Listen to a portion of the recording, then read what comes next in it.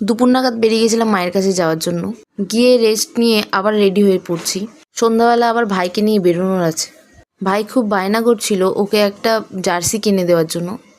ওর তো জার্সি আছেই, তবুও ওর আর একটা জার্সি লাগবে 15ই আগস্টে পরার জন্য। আমাদের ওখানে 15ই আগস্টে বিরাট খেলা হয়, ফুটবল খেলা, ওখানেই ও ওই জার্সিটা পরে যাবে।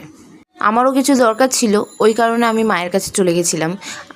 আমি গেছিলাম কিছু গোপালের জামা আনতে। মা অনেক দিন ধরেই গোপালের জামা বানিয়ে রেখেছিল।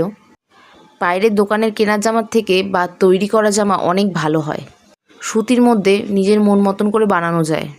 তার জন্য আমি এবার আর বাইরে থেকে না কিনে মা বানাতে দিয়েছিল, ওখান থেকেই নিয়ে এসেছিলাম। অনেক জামা ছিল ওর মধ্যে, বুঝতে পারছি না কোন জামাটা আমি নেব।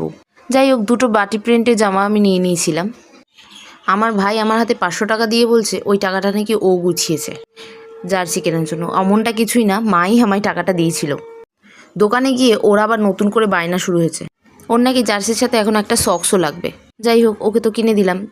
খুব খিদে পেয়ে গেছিলো, বাইরের তো কোনো খাবার খাইনি, তাই বাড়িতেই ভাবলাম ম্যাগি বানিয়ে খাই।